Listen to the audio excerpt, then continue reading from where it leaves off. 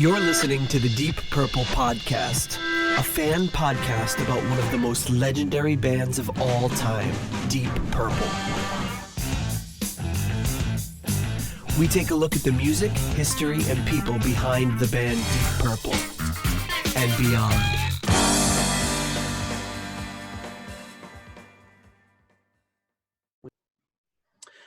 Welcome to the Deep Purple Podcast, the first and only podcast devoted to one of the greatest bands in rock history, Deep Purple.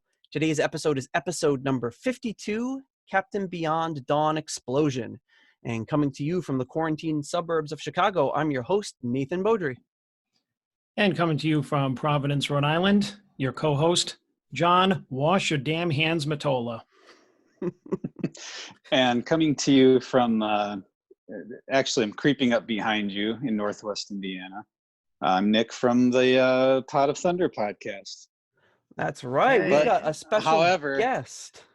However, today I'm from the Deep Purple Oh. podcast. The deep fella. Nice. That's what happens when you use a glue stick about a half hour before you put this on. Points for trying and getting the Yeah, logo and everything. That's awesome. Yeah, well. I don't know if I can fit this over my headphones here. Oh my goodness, yes. Look at that. Oh, There I it wear is. mine to. I wear my Pot of Thunder hoodie toque to work every morning. Nice. Fantastic. I love it. I'll tell Andy that people bought it. Oh, I love it. So That's yeah, so well, awesome. this is a new first for us. We've got our first guest host with us, Nick Jones, and from Pot of Thunder. And I guess for the two people listening who are familiar with us but not Pot of Thunder, tell us a little bit about your show and what you guys do. It's kind of, I guess it falls into the category of a reaction show, which I've seen a lot of like on YouTube now, but it's basically, it started out as a Kiss podcast. We did a song a week for 300 and whatever weeks because there are that many Kiss songs, studio recordings. It's just us listening, and we stop it whenever we have something to say and hope that it's entertaining. And now we're just doing random songs, mostly hard rock, but we get into some other stuff sometimes. There's me and my brother, Andy. Andy's the guy who puts it all together. And then, as we call him, the breakout star of the podcast medium, Chris is our third guy. So yeah, we do it every week. And it is excellent. We've really enjoyed it. I met John when we were about, I don't know, 12 or 13 or something. We were, we kind of grew up together, and John's been a Kiss fan for as long as I've known him, and I never really liked Kiss. And John was never able to convince me to like Kiss, but then I started listening to Pot of Thunder and started liking Kiss. So, well, nothing, yeah. As John Chris could do. does a lot, when people say that, which a few people have said that over the years, he always says, they owe us a nickel. So I'll steal his line, say that right now. You guys successfully accomplished what I never could. So it took him over 30 years he couldn't accomplish.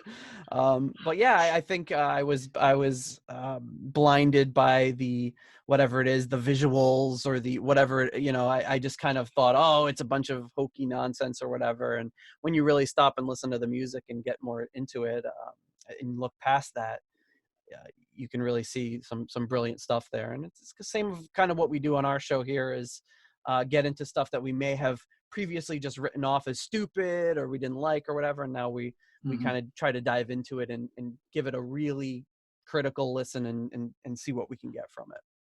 Yeah, there is something to that, to the whole, we're going to force ourselves to sit here and talk about what we're listening to instead of, I heard a little bit of it, when I put on the CD, I didn't like the beginning of that song, so I skipped it for years, But when you're sitting there and you have to talk about it, then most of the time you end up appreciating it, and it's a little unexpected.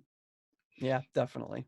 I don't know that I would have given Nick Simper's Fandango like a full listen without having this podcast kind of backing it up. So seriously, yeah, it's good to get that exposure. So. All right, before we move on, just a few quick things. If you want to follow us, support the show, please leave us a rating on Apple Podcasts. Or also, you can become a patron on Patreon for as little as $1 a month to support the show. We have to thank our patrons like we do every week. At the $10 super champion tier, we got Steve Seaborg of nameonanything.com and alltheworldsastage.net and Ryan M. At the $5 tier, we have Clay Wambacher, Greg Sealby, Frank Thielgard Mortensen, and Mike Knowles. At the $3 tier, Peter Gardot, Ian DeRosier, Mark Roback, and Anton Glaving. And at the $1 made-up name tier, we have Els Murders, Spacey Noodles, and the disgusting Leaky Mausoleum, my favorite patron. Every week. And then we also want to thank our brothers at the Deep Dive Podcast Network, Riot Sabbath Bloody Podcast, The Simple Man at Skinner Reconsidered, and Terry T-Bone Mathley at T-Bone's Prime Cuts, and also the patron saint and archivist of the Deep Purple Podcast, Jorg Planer. Thank you so much for all of your assistance with the show. All right, so this week we're talking about Captain Beyond, and the reason that Nick is here is because in listening to Pot of Thunder, I on multiple occasions heard you and Chris talk about your love for Captain Beyond. And I thought, what better way to start bringing in guests than kind of people who have some knowledge and experience and are fans of some of the things that we're going to talk about coming up. So what's your kind of history with Captain Beyond? How did you discover them or get into them?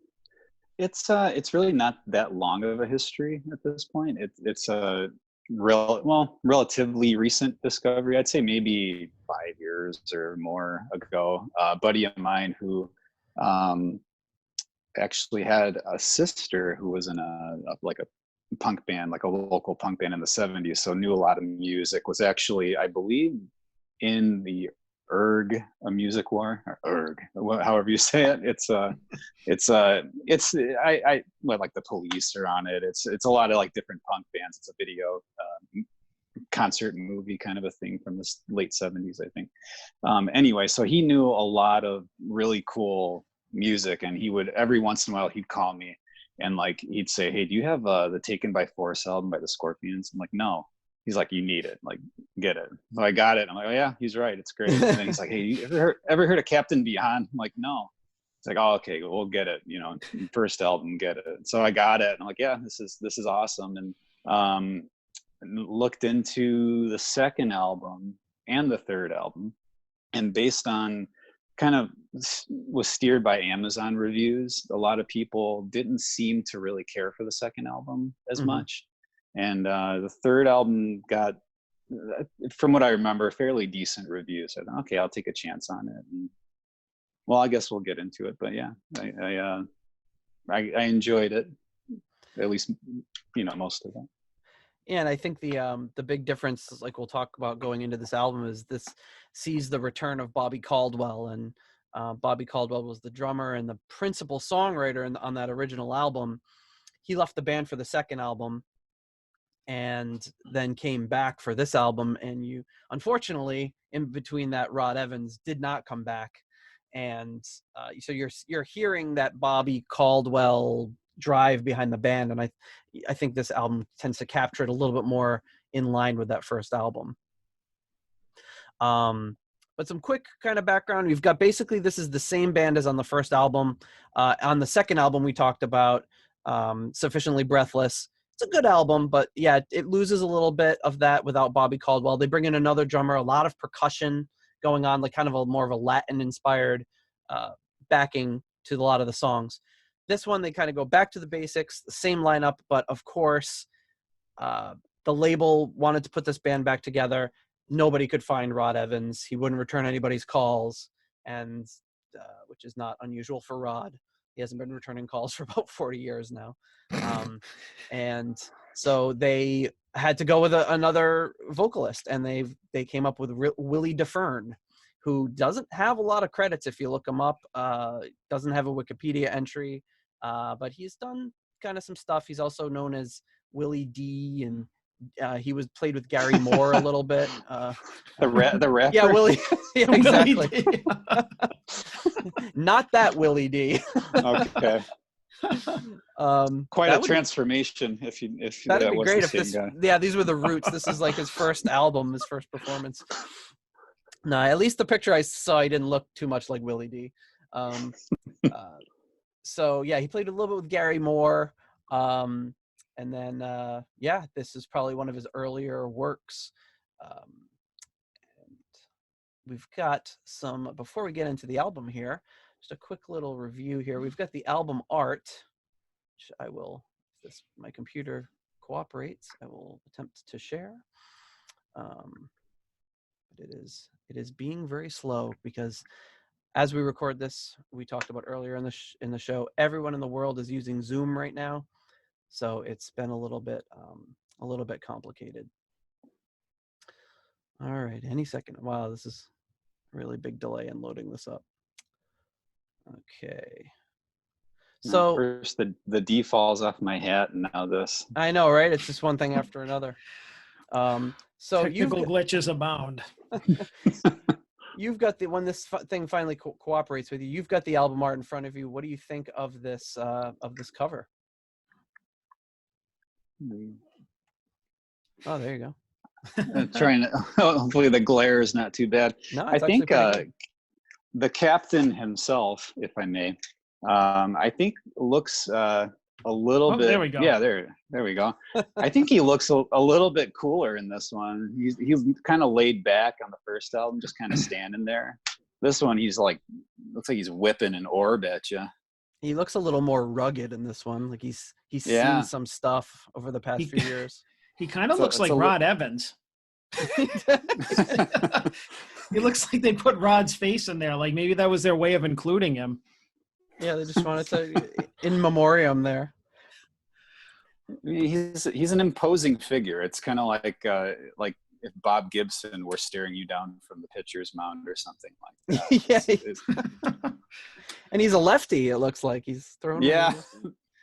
No wonder it's so intimidating. He's got that weird little. I think there's a name for it. I forget from the first album. That little symbol that looks almost like an hourglass and an orb. Yeah. But yeah, it's kind of a return to form of that first album cover. And the second one, Captain Beyond, was just kind of weirdly, was he like standing in the doorway of the building or something? Like Captain Beyond goes to beyond, is like that album cover had way too much on it. This one just seems to be like, pretty basic again. Yeah. I like it. Yeah, that second one's kind of like an old Genesis album on steroids, like the album cover, just with the weird figures. Yeah, and it was kind of like weird, like trying to be weird on purpose, like, oh, we'll have a guy, but he has an arm for a head or whatever. And this is more like kind of has that like superhero quality that you saw from him on the cover of the first album. So it's still weird. It's kind of funny. They have like, it's almost like they started that, Iron Maiden and Megadeth having like those figures on the albums that are there but are never really referenced in any of the songs. Yeah, like the mascot, right? Yeah, exactly. Yeah. He was like who was the what was the Iron Maiden? What was his name? Eddie. Eddie. Yeah. Right. Eddie Head. Yeah. He's just like he's the Vic Rattlehead of Captain Beyond. Yeah, Vic Rattlehead. Dio in the 80s had Murray. Oh, Murray, And Murray. Yeah. So maybe Captain Beyond pioneered that whole thing. I mean, this guy's a little more down to earth. I'd rather, hang out with him than Vic Rattlehead. Yeah, he's not like a demon, a skeleton, or like a monster. He's just some guy that's just some guy. Some guy with a cool electric bolt tiara on. It's a little bit Doctor Strange, I guess. Yeah. I can see that. Yeah, so interesting. Oh, and he's got the little hourglass emblem on his boot too. Like he's really pushing that. But, so that's the album cover. There's not like anything going on with like a gatefold or anything. Sorry. No, go ahead. Sorry. I just noticed he's got like one of those infomercial energy bands that he's wearing around his wrist. That like I think it was Lee Trevino. I think was the one who was in the commercials for that. What did those things do? Were those the magnetic bands? Or I think so. Yeah, I have no idea what they were actually supposed to do though. They were like a healing thing. Like the bands with the magnets in it are supposed to like heal like pain and stuff like that. Yeah, I think so. His pain healing bracelet. Captain Beyond's feeling no pain. The album itself, so it's a little bit different. It returns back to the style of the first album in that there's a lot of things going on, and the CD track listing, we're going to kind of view this as the original track listing on the vinyl. and if you notice, it's got the tracks are, this is the second side, but it has Breath of Fire, If You Please, Midnight Memories, and then an unnumbered track, Space Interlude, and then the song Oblivion, and then another unnumbered track. So on the album, you'll see all of these separate, on the CD, all of these are separated into individual tracks, but we're gonna take it in the actual order it would have been on the LP. So it's, Captain Beyond songs are always very hard to kind of follow exactly where they're going. But that gives you a little bit of background. It's not as clear cut as the original album. So, there you go. You got the D back on there. Yeah, for now. It's better. That's actually better than we don't have any merch. That's like the first official merch. All right. Bootleg merch. It's for sale immediately after the broadcast. Yeah, we better hurry up and get this to market, Nate. Yes. Well, it's funny because Steve Seaborg, who is a patron, owns this company and makes like really great quality stuff. And I don't know if you've seen this before, Nick. He made this cool booklet that's he took the album, the Made in Europe album, and then that's the cover of this cool journal that he made for. And he brought this to me when we met up at the Deep Purple concert back in October. And but he also does like a lot of printing. He prints like clothing and everything. And he's been telling me for like the better part of a year now, hey, get me your logo and I'll print you some t-shirts. But I can't get it together. I have such a crappy, small quality logo. It wouldn't work. So, yeah, you're ahead of the curve. I like that. I love it. All right. So should we get into some of these tracks here? Yeah. Why not? We got nothing else to do. Yeah, let's do it. All right. So it starts up with, let's see here. I'm going to just start this up just in case we get any. Oh, no, it's working fine. This is great. Okay. So the first track is the track Do or Die. It's written by Caldwell, DeFern, and Reinhardt.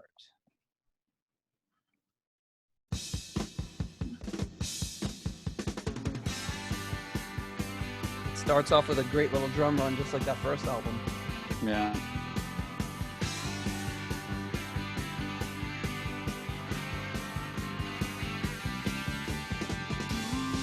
Oh, I love that bass. Yeah, it's thumping.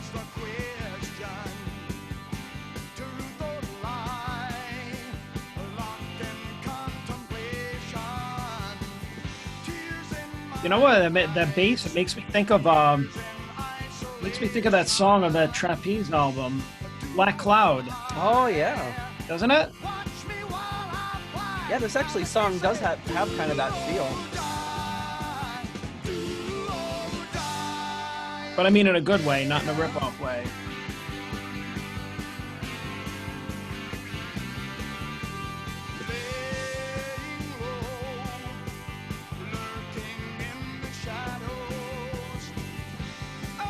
This vocalist is pretty good. It's kind of funny. They chose somebody that wasn't like a Rod clone, you know? It makes me kind of wonder what it would be like if Rod was on for this album, but he does a very good job. Yeah, this is pretty good. It's gonna get a little funky here. Yes. I love Bobby Caldwell's ride work too. It's great.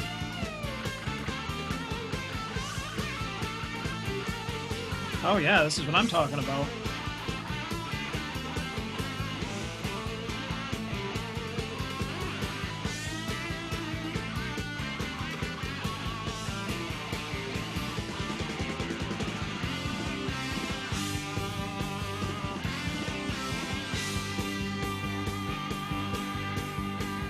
Great guitar tone too, like a very like spacey kind of feel to it.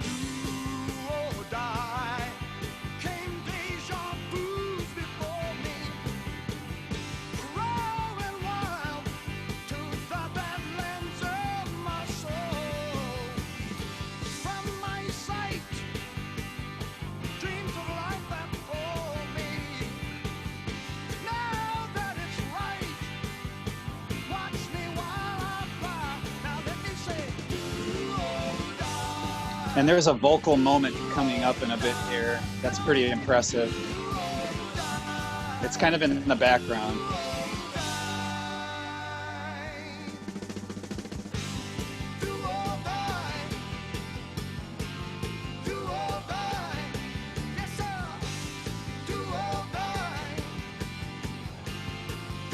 I think it's right here.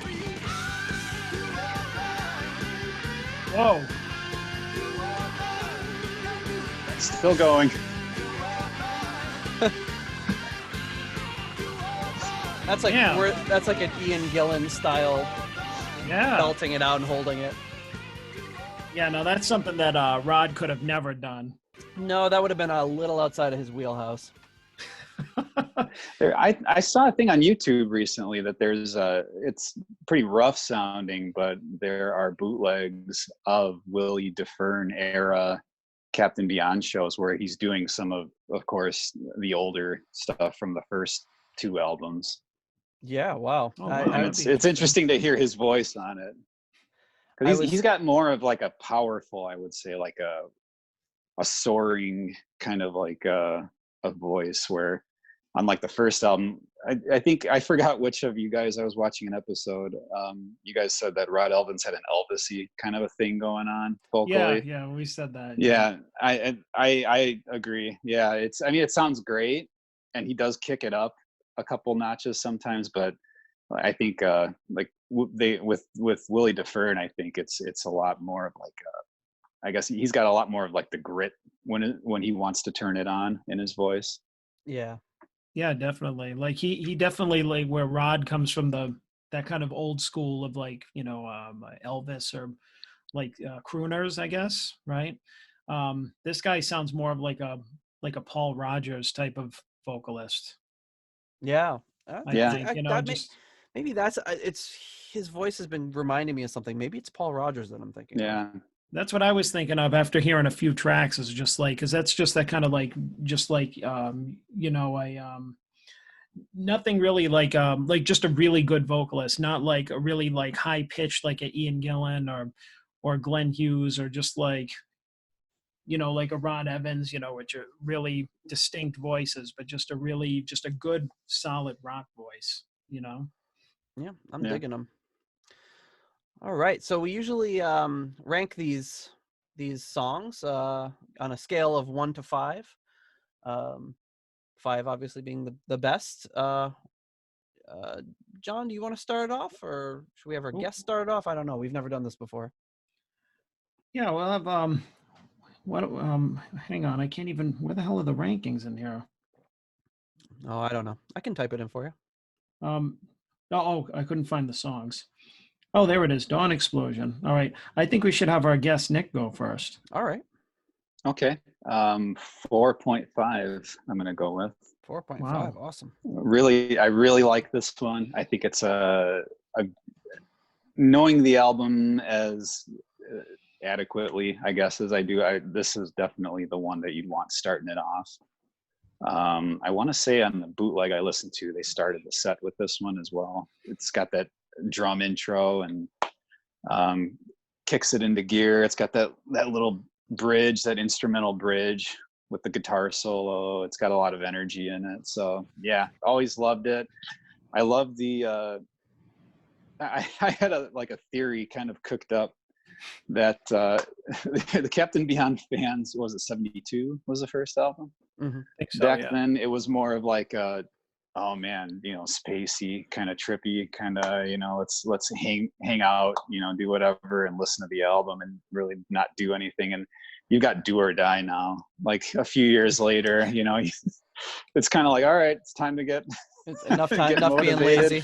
Yeah, time to get motivated and get into the real world here. It's Do or Die time. It took them 3 albums to get there. Maybe that's why this is the last album. Maybe it wasn't the message that the original fan base wanted to hear. Yeah, exactly.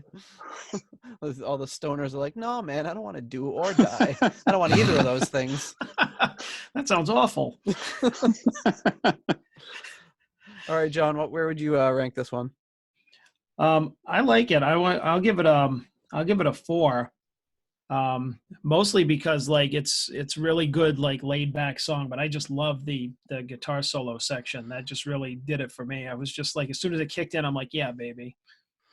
That's my favorite type of stuff. You know that. Yeah, and I'll give it a 4 as well. And I really think the strength of that song and this album is in hearing Bobby Caldwell back. And I think drummers get a bad rap, or often get thought of as like maybe the easiest band member to just replace, but they're so crucial to the feel of the band. And this is where that feel of Captain Beyond returns in my mind, where it was really missing on the last album. All right. Next up. So the next song is Icarus. And this was actually written in talking with Hartmut Krekel, who I was telling Nick about right before you jumped on. He was the guy who ran the Captain Beyond fan site in like the 90s. That was like Angel Fire or whatever, or GeoCities, or one of those sites. And he's a great guy. We've been kind of in touch for a while now, back and forth on Facebook and stuff. And I had a really good chat with him the other day, as he's also kind of stuck at home in Germany, and he knows everything about Captain Beyond. We had a really good talk, and I'm talking about maybe put our conversation up as a bonus episode or something. But so he tells me that this song is credited to Caldwell, Dorman, and Reinhardt, but Louis Gold, who was the keyboardist who was previously in the band, also helped write it, but he didn't get credit. And they had actually played this with and recorded it with Rod Evans back in '72, I think, when they were doing the original album. I think there's a recording of that on their Lost and Found album, but it's kind of got rearranged and changed up for this album. So let's go right into it. This one is called Icarus.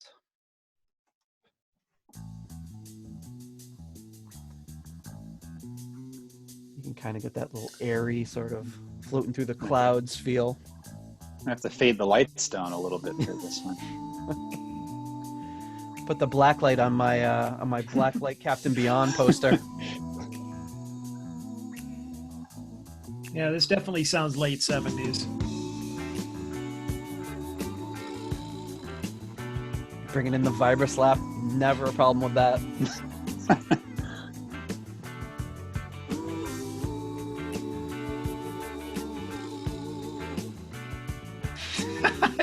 In the back, like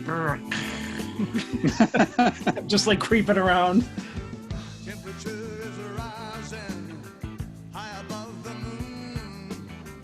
I feel like this could have been on Play Me Out. Did you hear Glenn Hughes sing this? Yes. There'd only be like 5 words or 5 lines of dialogue or lyrics. And the rest of it would be...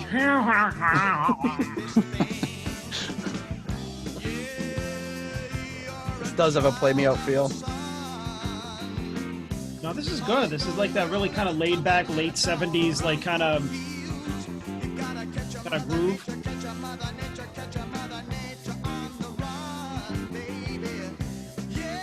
I love that Catch a Mother Nature.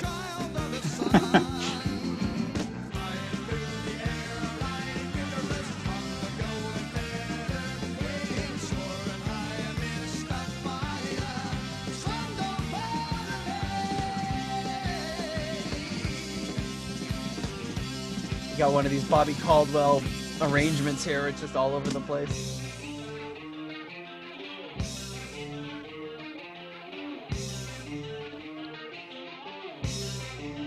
This is good. That's like a chorus effect that you'd expect like in a Nirvana song. It's got that same like Kurt Cobain chorus. Yeah. Yeah, you could just tell by this whole arrangement here, like, there's Bobby Caldwell. It sounds just like the first album. Yeah, the song starts off and you think you know where it's going, and it just takes you in all these different directions.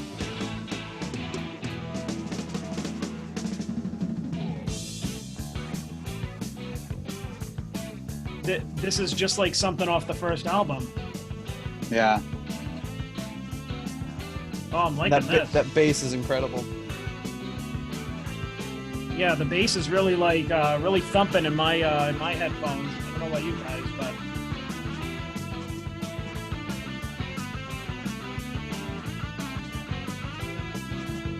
Yeah, I think this reminds me a little bit of dancing back madly backwards. Yeah.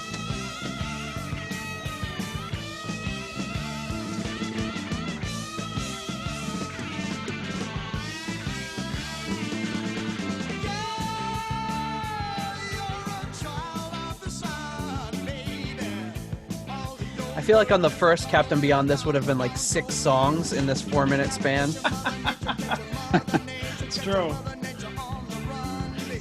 I think Willie DeFern's voice he's got a lot less inhibited kind of a feel to it, like compared to Rod Evans on the first one. He cuts loose a few times on that first album, but there's like some sort of inhibition that I always sensed with it. Yeah, what, with Rod? Yeah. Yeah. Yeah, you could tell he was like, a lot of times he was like, you could tell he was like, or it felt like he was holding back. Or like you said, inhibited. Not really holding back, but I know what you mean.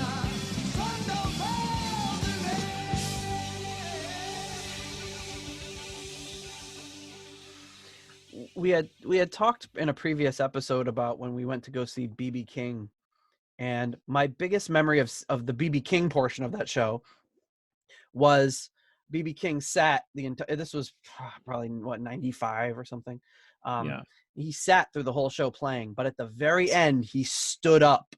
And when after like playing for 2.5 hours, and he stands up, and you could just hear the whole crowd just, oh my God, like it's getting real now. And because he was really getting into the solo, and he stood up and he walked around for a little bit while he was playing. And that's kind of how I feel when Rod does one of those, like, yeah, or something like that. People are like, whoa, Rod, calm down. Well, yeah, like right toward the end of the first album, it's when it comes back, and it's what's the song? The last song, right? The one where it's where he and he's goes, like, here we come. yeah, he goes crazy during that. It's great. And it makes I loved hearing Rod do that. The fact that he doesn't do it that often makes it so much like, it has such a bit bigger impact when he does do it. And Willie DeFern is a little bit more, he's letting loose a little bit more on a regular basis. So.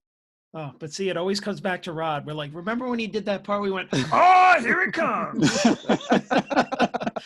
Actually, it sounded like Fat Albert the way I did it. Yeah. I don't remember Rod sounding that much like Fat Albert. But. No, that was me trying to do Rod, which sounded like Fat Albert, which Rod was not trying to do, I'm sure. Probably not. I don't think Fat Albert had been invented. But I like this. I like Willie D. Willie D. So, no, really, because it's like, this is like, at first, like I thought, maybe the vocal effect was a little too dry, whatever. But the more that I hear it, I hear that they're picking their spots where they're kind of throwing some chorus on there. And, I don't know. I just think so far it's good. It's better than what I thought, because you know how it goes, Nate, the way that we were just like, what? Rod's not the other 2 albums? I'm not interested. Who cares? Yeah. And then we wouldn't listen to him for like 20 years. And then it's like, stupid kids. And that's honestly how we were with the first 3 Deep Purple albums. We were just like, Ian Gillan's not on it. Nah. And then we didn't listen to it again. Like we listened to it like 3 times and then didn't listen to it again for 30 years. But yeah. So Icarus, what do you think, Nick? I will give it a 4. Right. It's got that prog feel that a lot of the stuff on the first album had. It didn't go full blown prog, I don't think. Somehow they scale it back when they need to. It doesn't go off the rails, like, to a point where it's like, I have no idea what's going on anymore. It doesn't go into 17-19 time or something. Or... yeah, it gets out there a little bit, but it doesn't go full blown to where if you're like a rock fan, you're just like, yeah, this is beyond my comprehension or my interest. I think they did a great job with changing it from one part to the other. And on this album, and the first one too, I forget if it's the second. No, I forget which track it is, but it's that really kind of slow one where there's a lot of drum rolls, a lot of snare rolls. It's the one, I think it's the one where he keeps saying, "I no longer see color, only Yeah. gray, Oh, yeah, only yeah. gray." Yeah. There's the snare rolls. It's like Caldwell has like the cleanest, most precise sounding snare rolls like I've ever heard. It's pretty Yeah. impressive. He's an incredible, incredible drummer. And I heard some of that in this song, Icarus. Awesome. All right. What do you think, John? I'm gonna give this a 4 as well. I just whoops. I put a 4 on the worksheet, like all the way down where there's Oh yeah, nothing. we're using the shared worksheet. There we go. All right, There we yeah, go. 4. I give it a 4. I think it's just really good song, you know. I mean, it's like it's got more of those dynamics like from the first album. Like it's a lot of stuff that's reminiscent from the first album, but it doesn't go off the rails. Like it could have gotten super long, but it didn't, which if it did, it would have been fine. But yeah, it was just enough. And I like Willie D's vocals. All right. I am also going to give it a 4. To me, it's kind of reminding me, which it didn't the first few times I listened to it, but now I'm kind of drawing a comparison with Ian Gillan Band, where it's when Nick mentioned the prog part of it, I think it's got that sweet spot for me where it's not so ABC, just standard formula for a song. It throws in all these little curves and everything enough to keep my interest, but not going so out there like it turns into a full-on Dream Theater song where I might kind of like get a little bit lost. So but you know, you're not going to just hear the song once and then remember the arrangement for it. It's Right. It's something you have to hear a few times. Okay, the next track on the first side of this album, track 3, is a track called Sweet Dreams, and this song is written by Caldwell, Dorman, and Reinhardt. And this is another one that they played kind of a embryonic version of with Rod back in 1972, but they reworked it for this album. So here it is, Sweet Dreams.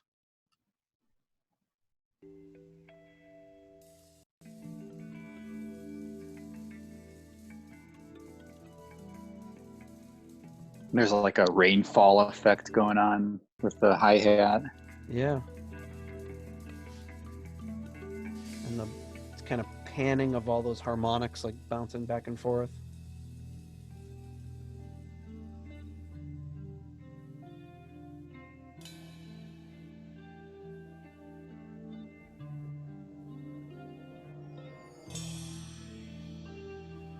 You were talking about odd time signatures.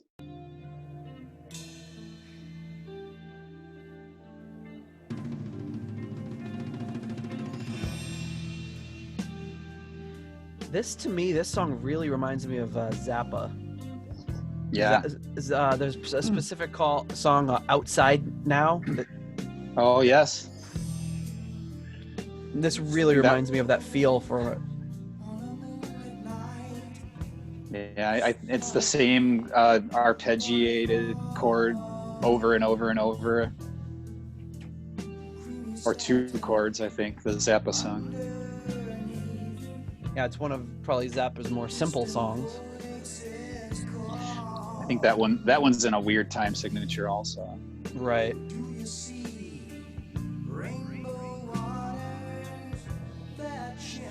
Can't even figure out what time signature this is in. It's one of those songs where, yeah, like musically there's a weird time signature. Somehow it's a very accessible kind of a vocal though. Like it sounds like the vocal makes sense, even if musically it's like what I can't really keep time with it.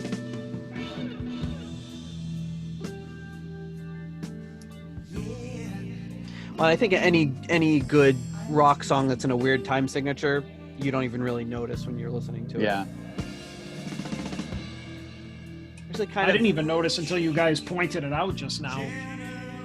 I'm kind of hearing like Back in New York City by Genesis too. Kind of that same kind of vibe. Yeah.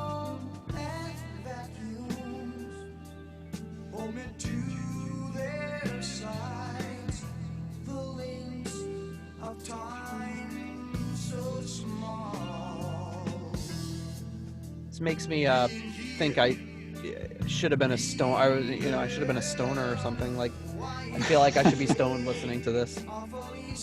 Well, I mean, we were stoners, just without all the drugs. Yeah. we missed one key part. But you can't remember anything though, so I don't know what your excuse is. I don't know. I just have a horrible memory. It's a good thing you weren't a stoner.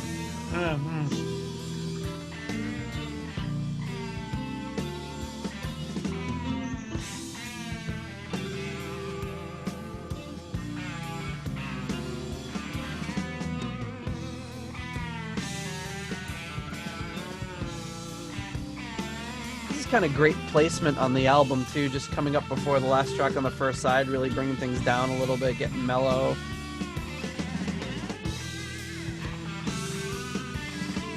Yeah, you could tell a drummer had something to do with the writing of this song. Yes.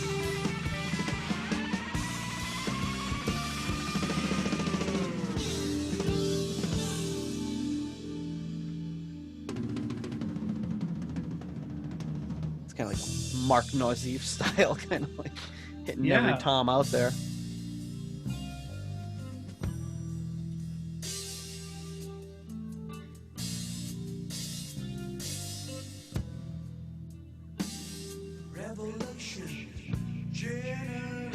It's got a like Beyond Tomorrow kind of a vibe off the first Maiden album. Or I'm sorry, Remember Tomorrow.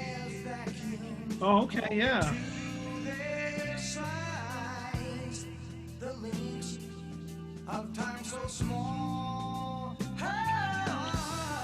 And the drums just sound great too. They're really recorded well. That very dry 70s sound. Yeah, all three of the albums sound really good. They're mixed really well. You can hear everything, but it still has like a really cool vibe with the combination of everything. I had a big problem with the way the second album was mixed because you couldn't hear Rod's vocals. So I would say, like, this one and the first album were probably, like, so far I like the way that this one sounds. The second one did sound good, but Rod was too far in the background for me. Yeah, it sounded great, but there was something with him, whether he was EQ'd to just kind of be missed in the middle of the band, or if it was that his levels were too low. But I agree that overall in the canon of Captain Beyond, like, the albums are all mixed and produced really well overall. All right, Sweet Dreams. What do you think of that track, Nick? I think it accomplished what I'm assuming was the whole feel that it was going for, which was like a very dreamlike, and it's called Sweet Dreams, but a very kind of dreamlike, floaty, kind of drifting off sort of a thing. So it accomplished that. It's not one that I like if I'm listening to this album that I really listen to that often. I'll give it like a 3.5. It's still really well done. It still sounds great. It's a drummer's clinic, I would say, for the most part. Yep. Which is fine because Caldwell's fantastic. So yeah, I'm gonna go 3.5. All right. What say you, John? I'm gonna give it a 3 because I agree. I agree with Nick, but with pretty much everything he said. But for me, it was just kind of plodded along. It was really just, it felt kind of long and everything, but listening to, like, when you pointed out the odd time signature and all the drum stuff and everything like that, it was interesting to listen to, but it wasn't something like, I would go back and listen to. It'd be like, oh, I can't wait to hear this, like the first track.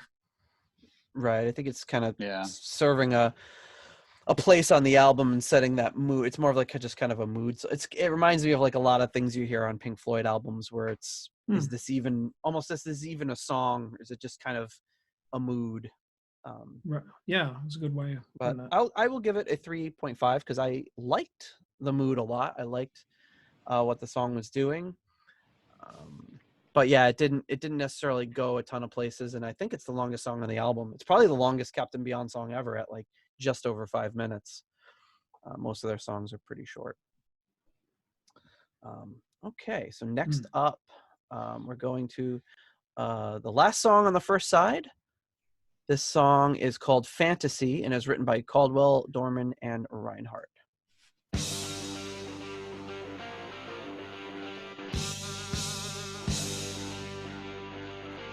You have Dorman listed as a writer on this one?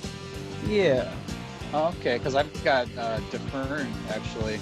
That's just on my remastered CD here. Yeah. Maybe I got it wrong.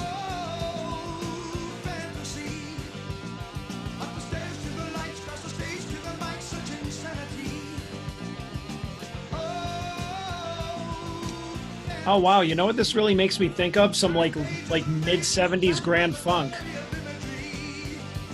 Oh yeah. Yeah. Like something from Shining On, or you know, something like one of their later albums.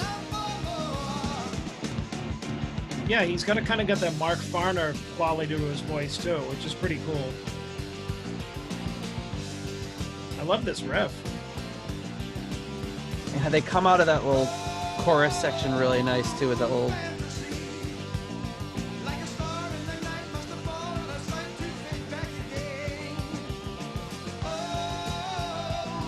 Oh yeah, this is definitely like Mark Farner-esque right here, this whole thing. I like this.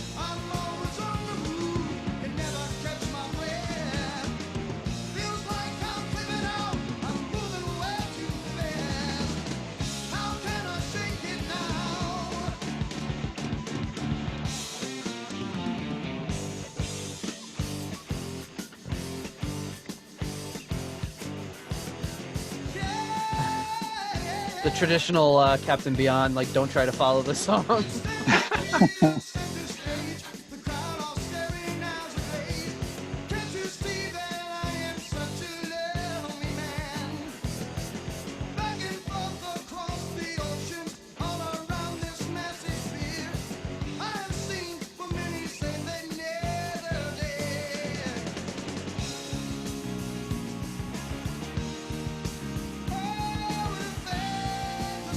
So I do have Caldwell, DeFern, and Reinhardt. That was my mistake. You are correct.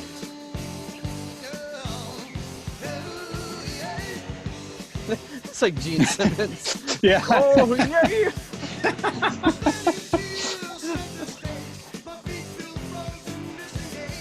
See that, John? I made a Kiss reference. Oh, wow. but like, it was more like Paul Rogers doing Gene Simmons.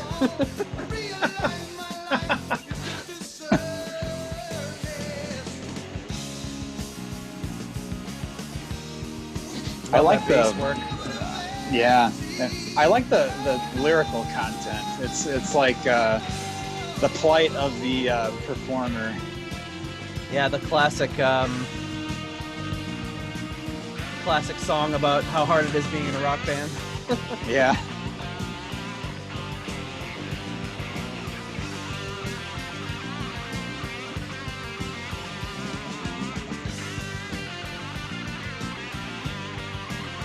He says 10,000 faceless strangers yelling out for more. I don't know if Captain Beyond was drawing that kind of crowds, but the sentiment is well taken. Yeah. This is some good stuff.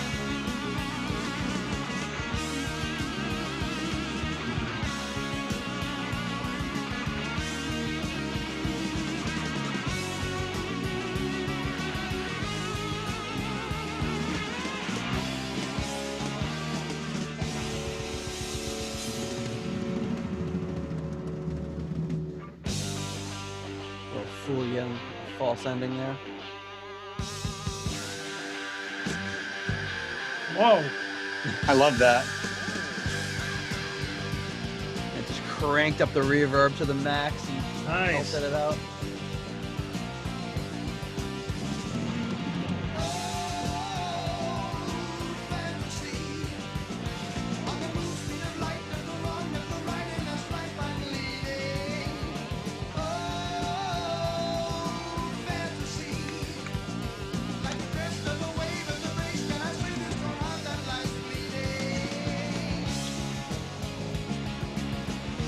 Almost sounds like some Jimi Hendrix kind of phrasing on those chords right that part. Yeah.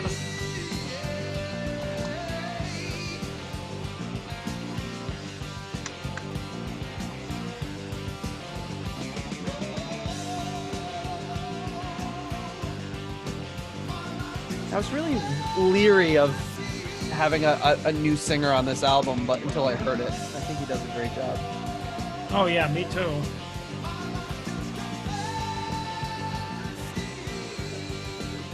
Yeah, he nails it, really. I mean, like you guys were saying earlier, right? He doesn't sound like Rod Evans, but it really works. Well, I mean, Yeah. you could go one of two ways when you are in a band and I guess established band, or they had a couple of albums, and you could either get a clone of like the guy that left the band, or you could go in like a different direction. And either one can work, but it's like it's a gamble, you know? But I could Yeah. almost hear Rod singing all of these songs in his style with the same phrasing and still having it work. Well, this one I could probably hear Rod doing that, like, kicked up Rod vocals on this, but I really like this one the way it is. I wouldn't change it. All right. So that closes out the first side. It's a great way to end a side. Yeah, absolutely. Yeah. What do you think of that one, Nick? I'm gonna give that one I think I'm gonna go another 4.5. All right. That's one that I do, in fact, make sure I listen to whenever I pop this one in. Love I love that they keep the riff going throughout the verse. I'm a big fan of when they do that, and they've got the singer doing like the big kind of droning note, like how he's doing here. It works really well. DeFern sounds great on this one. Well, they all do, frankly. And Caldwell he's one of those drummers where, like, if you're a casual drummer and you listen to something, like, okay, I can kind of understand how he does certain things. Like, oh yeah, Caldwell's a guy where I'm like, yeah, if I were to sit down and try to do something like that, like, I wouldn't know where to begin. And it shows that, I mean, he co-wrote most of the songs on the album. And there's, like I was saying before with with Icarus, where you can tell that a really great drummer is behind some of this stuff, with some of the musical changes and some of the stuff he's doing. So yeah, big fan of this one. Love it. Love the riff. Good way to close out a side, like you guys said. All right. What do you think, John? Well, I'm gonna agree with Nick on this one. 4.5. All right. Yeah, I mean, I think it's great. I mean, the more that I like listen to it and like think about it, it definitely is like the whole song is like channeling like Grand Funk Railroad, like Shining On. Yeah. Just like the sound of it, the way that like like Willie D is singing, even like the guitar solo, Rhino there is like killing it.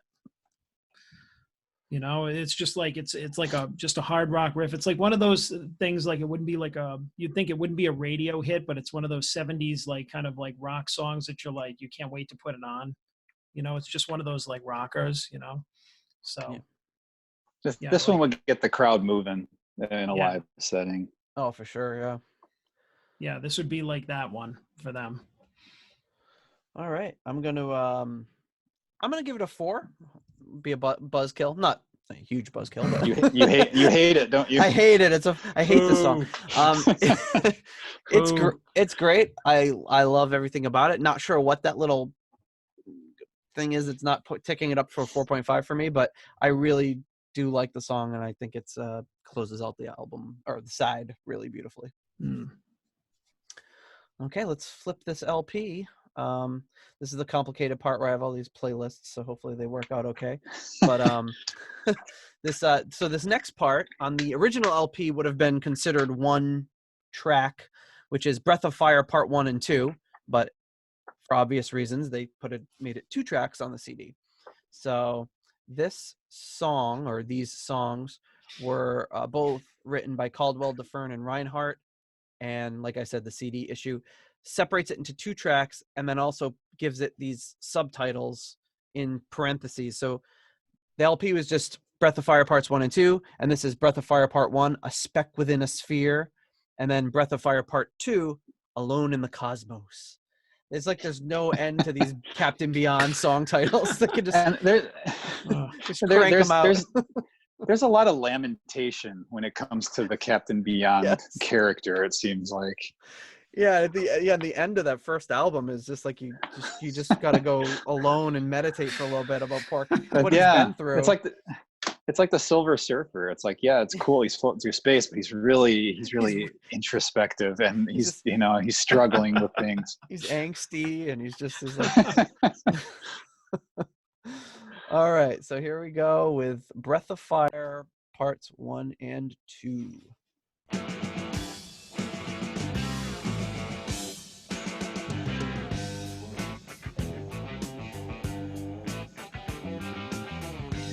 This is kind of Aerosmithy. Oh yeah. Yeah, I can hear that.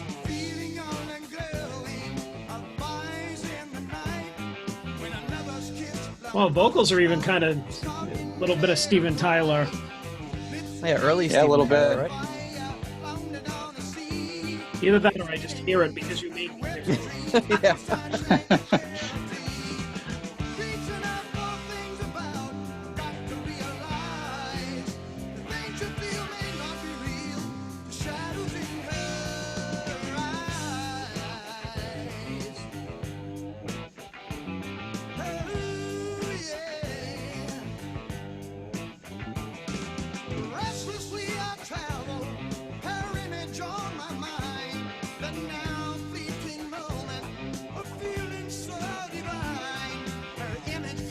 Captain Beyond's really bringing some really cool riffs.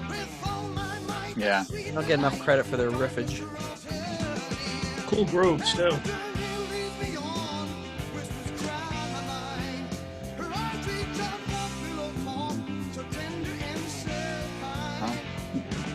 Pillow talk has now been brought into the equation.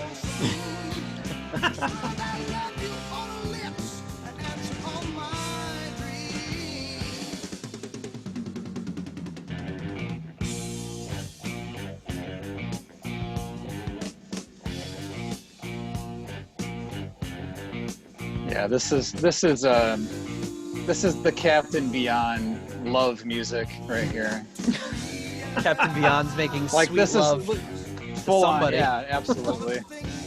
I don't know what a speck within a sphere would mean, but I mean, yeah, this is a getting down on it kind of a song for sure. A speck within a sphere, is that like are they creating a little mini Captain Beyond? Oh, could be.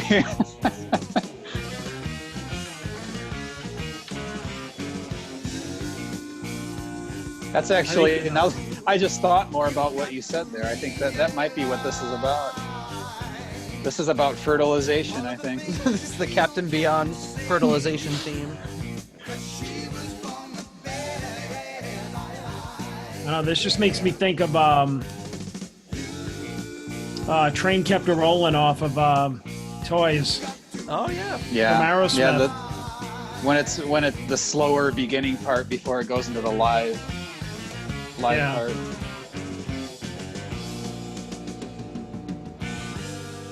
All right, and now it's gonna start right up with part 2 here. It looks like the coitus has ended.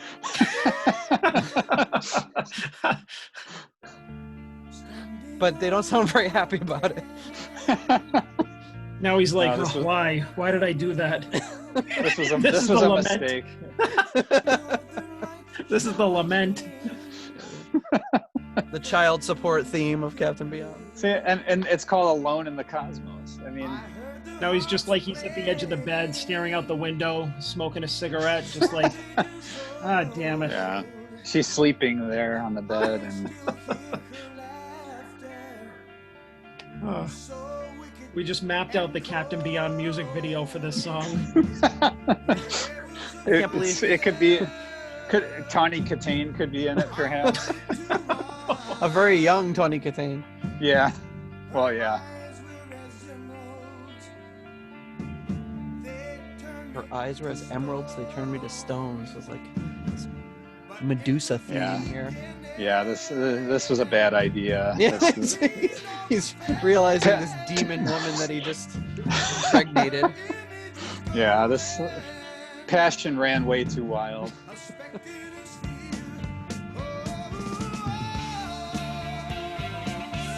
Oh, that's great.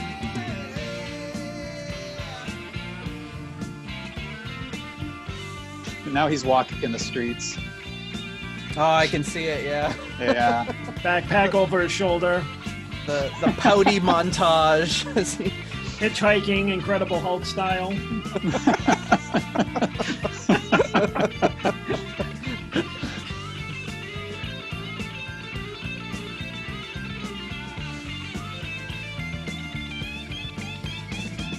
I don't know. For some reason, I don't know if it's because we're talking about the frontman acting in the video, or if it's musically. I'm getting like sort of an Eddie Money kind of a feel on some level. Yeah, I can see that. Yeah. I don't know if musically, if that's what I'm getting. I don't know. No, I can hear it. I can hear like a younger, like in the vocals. Now it's like every time you suggest that this sounds like something else, like, it's like I hear it immediately. But it does. It's also got those little things in it, you know, those little overtones. Yeah. John is very easily persuaded. Yes. I'll suggest something completely outlandish next time. See if I buy it. Like I'm hearing heavy Ohio players feel right here. Oh yeah.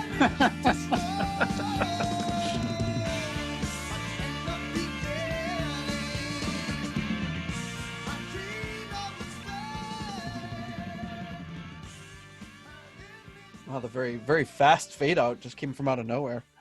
Yeah.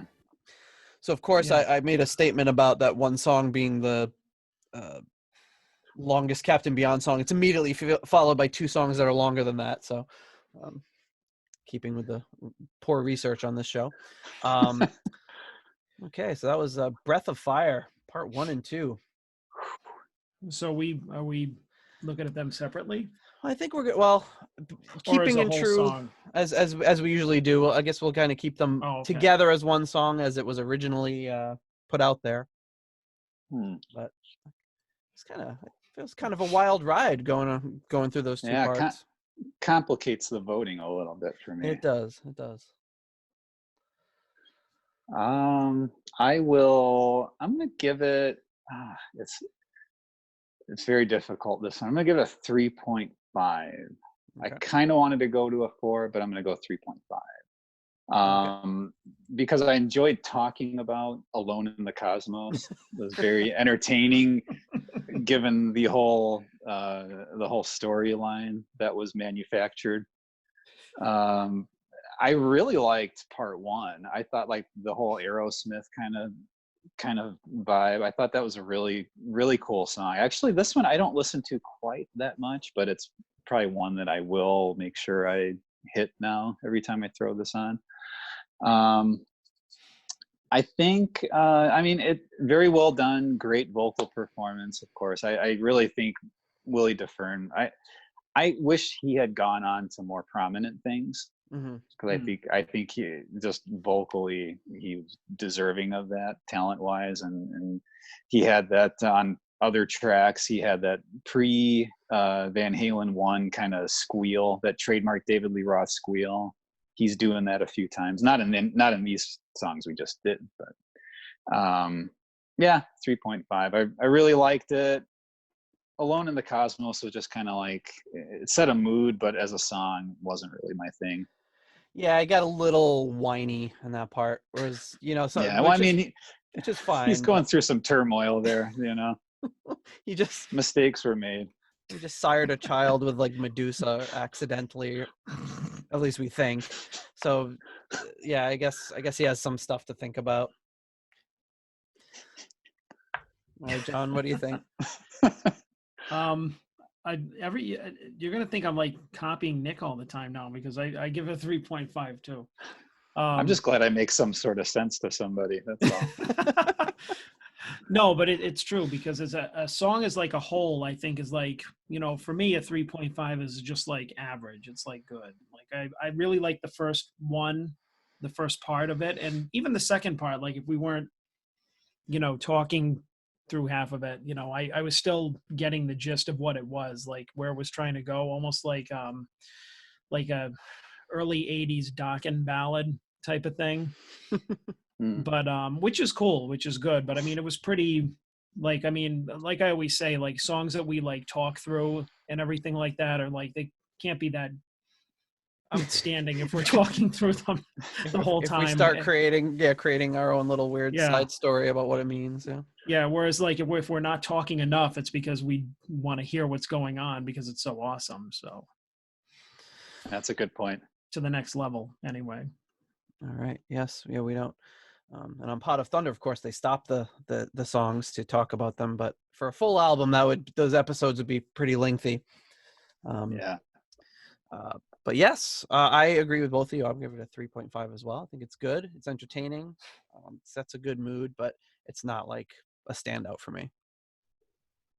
All right. Next up, we've got a song called "If You Please," and this one is written by Caldwell, DeFern, Dorman, and Reinhardt. And this one was they never played this one live. The next two songs they never played live.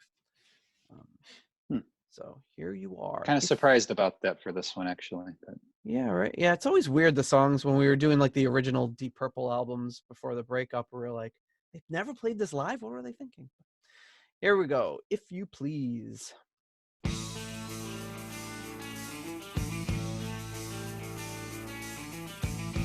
Kind of like a all right. Kind of like it reminds me of an early Beatles riff, like the early riff songs. Yeah. Now this one lyrically is interesting to me.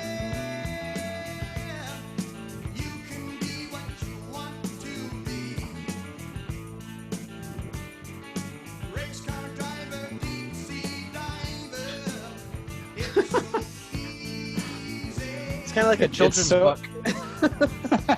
Yeah. It's so easy, he says. It's so to be a deep sea diver. Yeah. I beg to differ.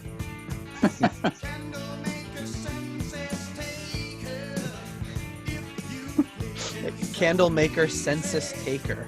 Just had the census taker coming around recently. Oh yeah, it's that time. Yeah, I mean, I would be willing to bet it's considerably easier to be a census taker than a deep sea diver, but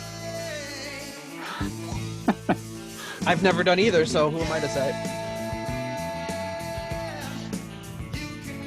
It kind of goes with the first song, the motivational kind of a thing.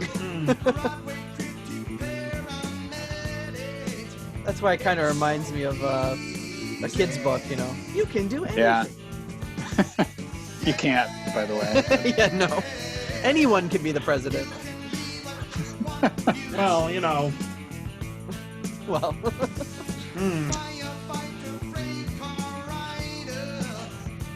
A freight car rider, isn't that just a hobo? That's the only profession he names that I'm not underqualified for. A freight car, you could ride a freight car? That I could do.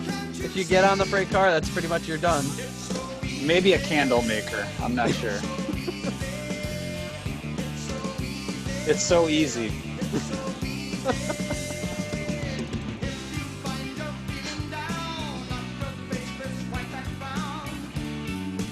I mean, this is definitely I'm surprised they wouldn't have played this live. It's the most accessible song on the album.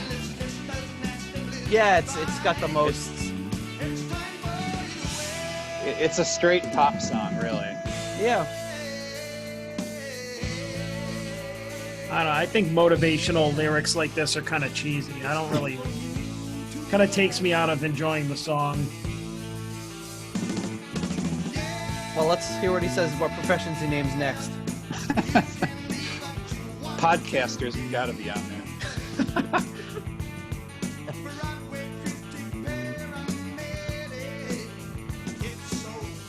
Broadway critic paramedic. Broadway critic's got to be a tough one to snag. Professionally, at least. Yeah. I really like the groove, though, that's going on pretty much the whole time. A politician or magician? Same thing, usually. Yes. Aha, topical. Wait. It was true then, and it's true now.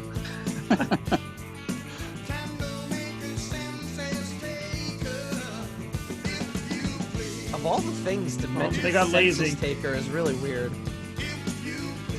You got to They give got them credit lazy. for bringing up some of those. Some of those professions, yeah. Yeah. I wonder if there's any I wonder if you're a really big Captain Beyond fan, but you also happen to be a deep sea diver, and you put this album on, and you're like, oh, you think it's easy? And you get all offended. Screw these guys. They think it's easy. They should try it. Not once does he bring up student loans or anything like that in this whole song.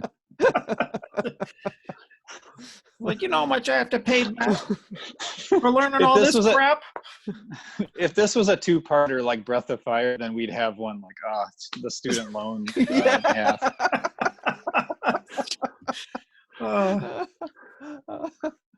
Oh, no, I wish that there was a two-parter. It's like, if you please, part 1 followed by oh no, part 2.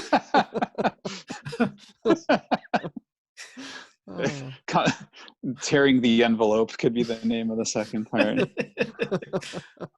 Oh boy, if you please. That's an interesting one. Definitely lyrically very interesting.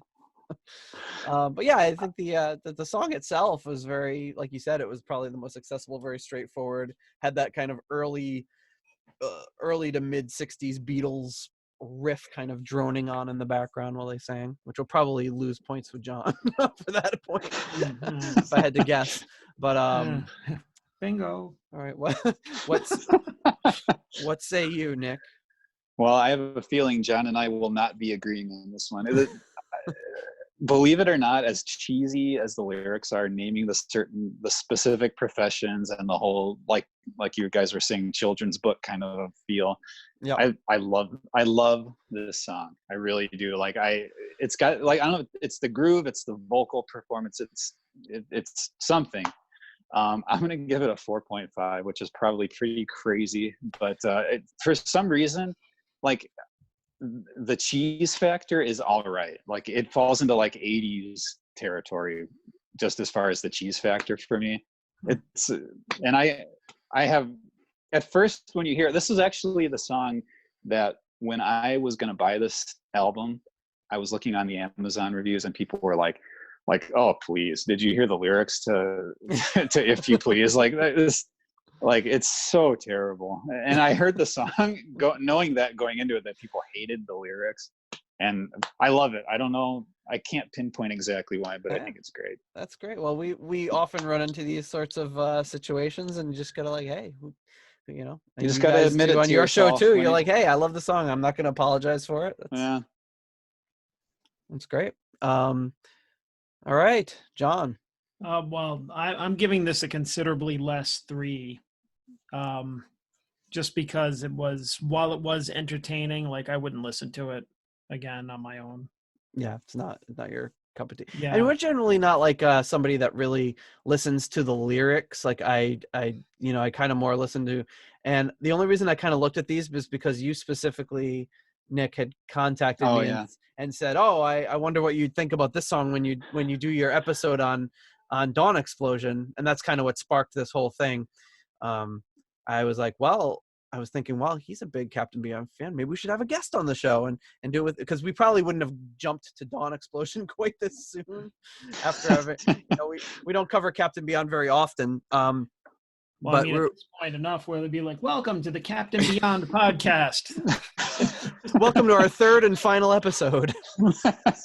Even if there's really not much of a Deep Purple connection, and on this one there's essentially none, and we kind of we count anything that kind of branches off, and I think that this is that's why this one still counts.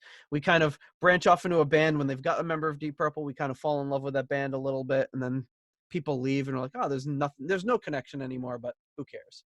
It's still part of the Deep Purple family tree, so we celebrate. So yeah, I'm not a big guy that really listens to the lyrics. Like I sometimes will tune them out. So I did kind of look at these in advance, and it definitely was an interesting one. I will give it a 3.5. I do like the song. It does have more of a Beatles flair to it, which is designed to be much more accepted by me than by John. The Beatles are to John as Kiss used to be to me. But there's no Beatles podcast yet that's turned John onto the Beatles. Well, I mean, it's just like, I mean, I used to do it to be difficult. I mean, first I was like, I just didn't care about the Beatles. And then, me and Nate got into this war, the Beatles versus Kiss. So then I just hated them out of principle, like, oh yeah. Yeah, he'd be like, the Beatles have no cultural significance. I was like, I don't know if you can back that up. Oh, sorry. I just say it to be difficult. I understand they have all the cultural significance. I'm a little that way with Zeppelin, actually. Like, I'll admit they're great. I can't deny that, but I can't bring myself to be like, identify myself as a Zeppelin fan. And I think it might be partially just to be difficult. Yeah, I'm the same way with Zeppelin. I don't know if it's because like I had a lot of close friends that were really into them in high school, but it's one of those things like I really like them and I appreciate them, but like for me to just sit down and listen to some Zeppelin by myself of my own accord, not likely.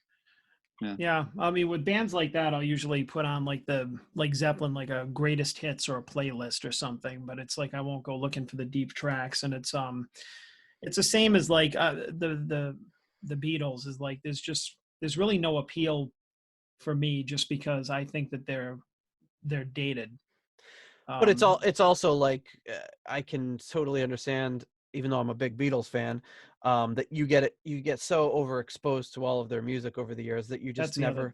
There's so many bands that I'm kind of neutral on, but I've never once voluntarily listened to their music. Like Bruce Springsteen for me, I've never once listened to a Bruce Springsteen song on purpose. I don't hate Bruce Springsteen. I don't have like a problem with him, but like it's just one of those things that I've heard a million of his songs throughout my life. You hear him in stores, you hear him on hold, you hear whatever, or on classic rock radio driving around. I've never been the catalyst for a Bruce Springsteen song being played, ever. It's like some of these bands that have been around for a while, you get that like that fatigue factor, right? So and it's the same thing. Like the Beatles have like, the template of like all the songs that they wrote have been used by like a million different bands. Plus they're in the elevator, the TV commercials, like, the supermarket, like everything. And by now it's just like, it's overplayed. And so and it's not their fault. I mean, I'm sure that I probably would have been like ripping my hair out in like 1964 or whatever if I had like heard them too, but yeah, it's like movie cliches that you've been done so many times, and then you see the original movie and you're like, oh, this cliche again. Exactly. Frankly, my dear, I don't give a damn. Yeah, real original. When back then they he said damn, oh my god, he swore. Where's my fainting couch? Where's my chaise lounge? Oh. All right. Were we talking about again Captain Beyond? Something like that. All right. Next song up is the second to last song on the second side, Midnight Memories. This was written by Reinhardt alone. So that's a little bit interesting. So Start this off. This one is Midnight Memories.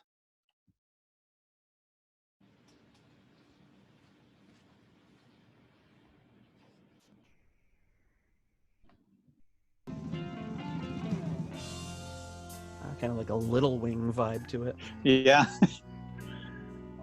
Then it gets dark right there with that chord. Oh yeah.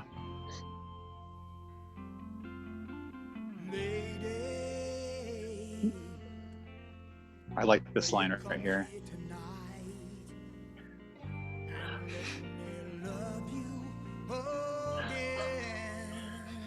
Yeah. Oh, he's talking to the Medusa again. One track mind on this guy.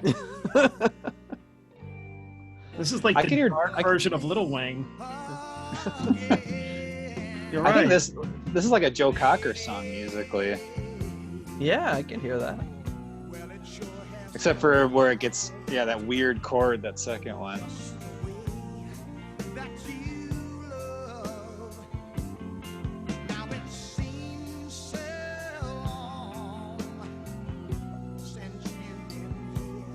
That's such a weird chord change. Yeah. Kind of a neat choice. It's really the only thing that's kind of edgy or different about this song. Like lyrically, vocally, everything. It's pretty. I mean, it's like a 70s kind of love song, really. Mm-hmm. Yeah. Kenny Rogers could have done this song. Nazareth. Yeah. Oh yeah. Yeah. Love hurts.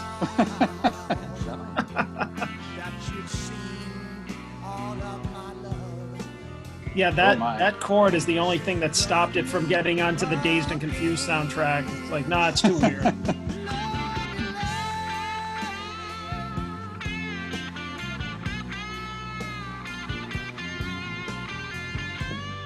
Some nice bass going on, some nice busyness going on.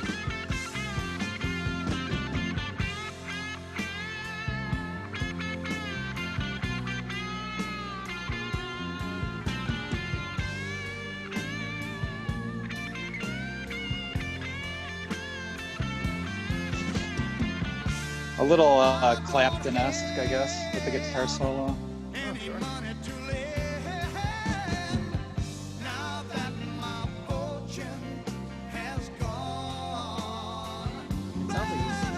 He's harmonizing with himself there. It sounds like another Willie DeFern. Oh, if only there were more than one. There's only one Willie D, or maybe two.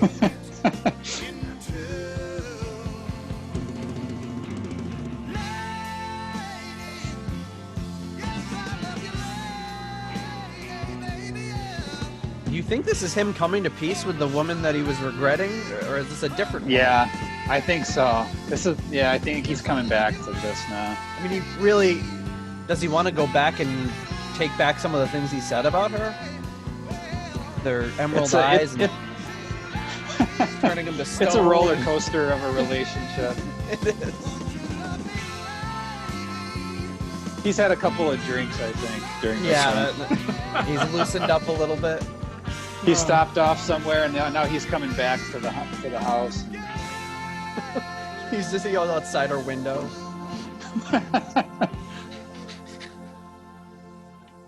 Yeah, he was getting into vocally some stuff that reminds me of I forget his name now. First name was Lenny from Tower of Power. He was the lead singer for a little bit. Lenny, I don't know, but it's like a soul kind of like a ballad, 70s ballad, but with a soul singer. He was getting into some stuff like that. Sure. Yeah. Wow. Okay. That's a great little closer for the almost a pre-closer, I should say, or warm up for the last song. But Midnight Memories. What do we think about these Midnight Memories? I like these Midnight Memories. You like these are good. These are good memories. This is stuff you want to hold on to for a long time. I think I'm gonna give this one. I'm gonna give it a 4. Actually, believe it or not, it's kind of a just it's straightforward for the most part. But then, like John was talking about, there's that second chord that comes in that gives it like, okay, this is an album that's not for everybody. It's kind of reminding you, oh yeah, this is one of those like cool musicians talk about this album kind of bands. It's not straight up pop all the, they can't really bring themselves to do that, maybe, or they just don't want to, and that's fine. I like that weird chord actually, and the fact that they were able to incorporate that and have it be like a straight love song. I think that was really cool. It's a testament to the songwriting, really. And I'm influenced a little bit by the storyline that's going on during this. Maybe the girl's name is Dawn. I don't know. Oh, Maybe that's, and maybe it's, an explosion. Just the whole experience with this woman has thrown him, and it's, it's exploded onto the scene in his life. But no, I think it's a very, very well written, very, very well executed love song, and it's a little dated, but that's fine. I don't mind that at all. all right. Wow, interesting take on that. I would have never thought of that. I'm just rambling. I don't know. No, it's I love that analysis of what's going on. I feel like I understand Captain Beyond so much better. The man Captain Beyond, not the band. Well, behind every captain, there's a woman. All right, what do you think about this one, John? You know what, my rating is going to be a 3, just because as cool of a ballad as it is, just because I like that whole little wing kind of tie-in, and that kind of like off chord, which makes it different. It just didn't really like hook me in. There was nothing really special about it, I guess, except that, like, I usually judge a song based on, like, how, if I would listen to it again, or how into it I get. And this one was just kind of it was good. It was like, okay. All right, well, I'm gonna give it a 4.5. Really, I'm a hard ass over here. You always are. I really dug it. I thought it was, and it feels like it kind of closes out at least the lyrical content of this album really nicely. This pining for this woman who we'll call Dawn. I like that. I like that theory. Dawn, the Medusa, the Jezebel of this album. But yeah, I love that chord they throw in there, which I'm looking at my guitar right now. I'm like, I'm fighting the urge to pick it up and try to figure out what that chord is. But yeah, I dig it. I dig this song a lot. Okay, that leaves us with only one song left, or 3 if you're dealing with the CD, and that is the song Oblivion, as it was called on the original album. And on the CD is separated into 3 tracks: Space Interlude, Oblivion, and Space Reprise. Classic Captain Beyond, as they are it's only 4 minutes long, so you've got like a 50-second interlude, a 50-second reprise, and then this little middle section. So here we go with Oblivion.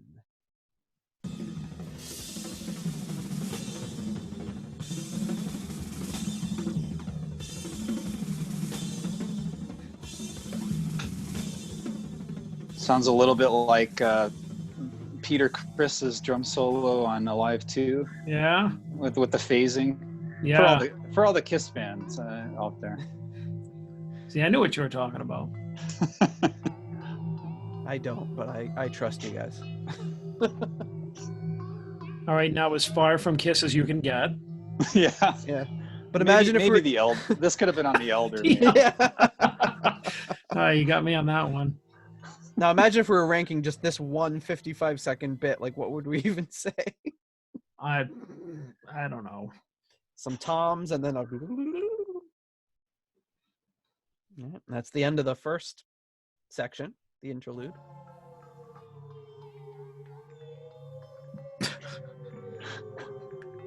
It's like a evil wind chime. A wind chime gone bad.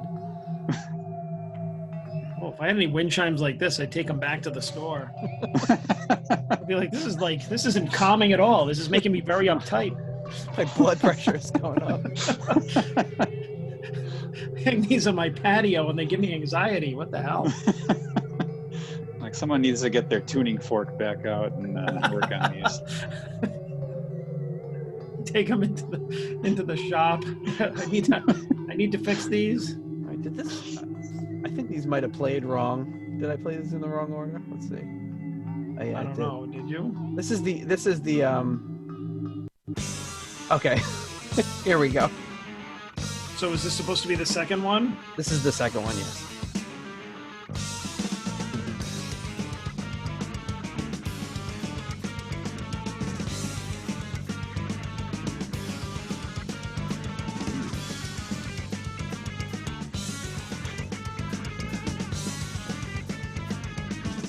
This is good.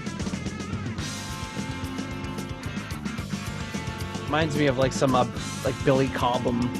Yep, I was just gonna say like Spectrum reprise.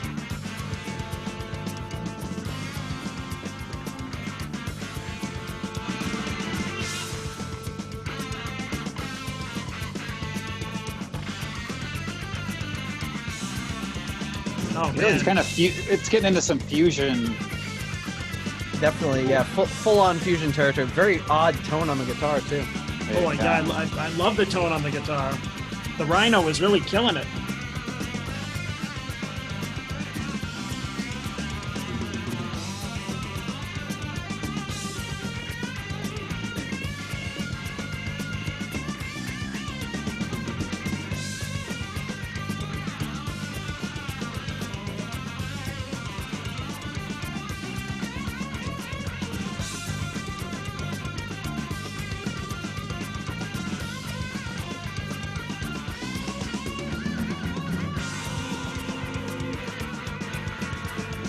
Such an odd way to close this album out. Well, that's Captain Beyond for you. Yeah, they always keep you guessing. That's great. He doesn't play by anybody's rules.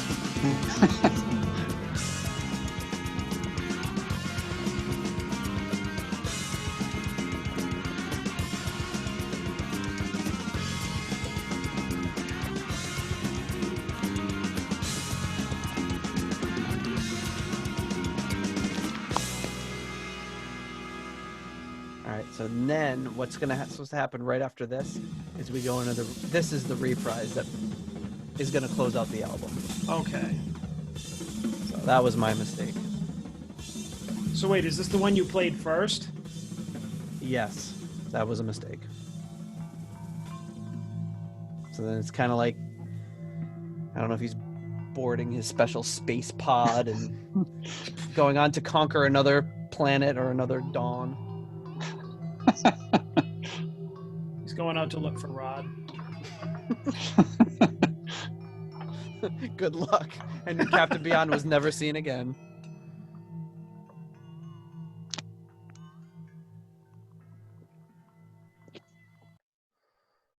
And that's it. Okay. That's Very the cool. end. That is the odd ending of the Captain Beyond album. All right.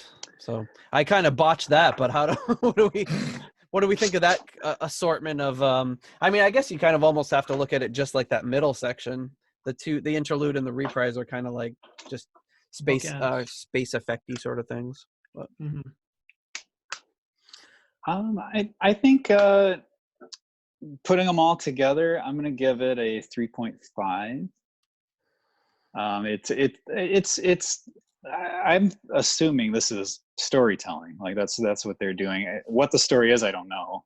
but they're taking you to different places, and you're supposed to kind of it's very subjective, which is, I think, is pretty cool. And I think, usually that's not really my thing, the sort of like fusion-y sort of jam. I mean, I get it. I respect the musicians who can do that and everything like that. It's just not something I really would like listen to. I think they did an excellent job with it, of course, on this.